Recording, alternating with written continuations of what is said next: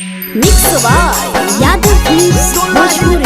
संगीत चैनल।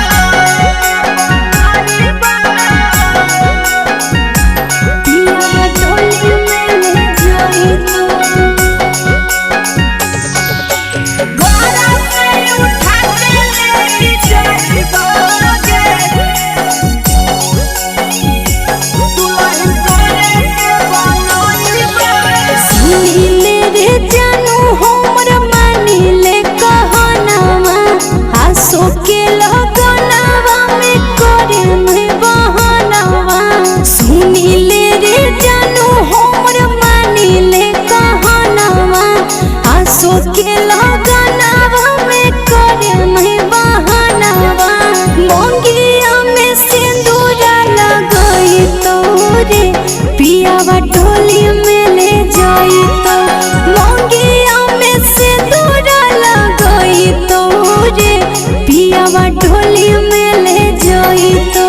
तूने के जानू हमर बुझे मजा बुदिया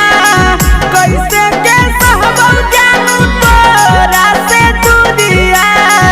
सुने के जानू हमर बुझे मजा बुदिया कैसे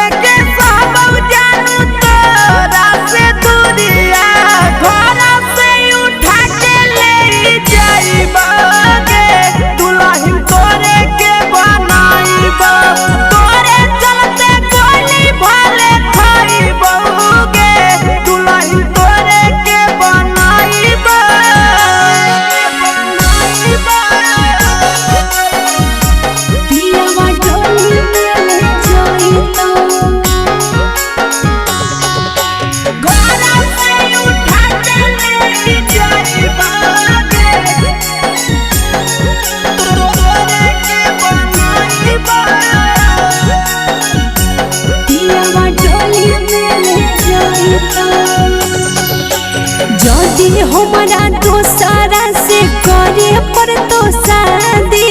मर जेबो फांसी लगाई के करबो बर्बादी हमारा से तोरा नहीं करतई केहू दूर गे हम हिला बैठो गे जानू मंगिया में से नूर गे बादा जे हम कैली औनी भाई बहू गे दुल्हन तोरे के बनाईब तोरे चलते खाली भले खाईब गे दुल्हन तोरे के बनाईब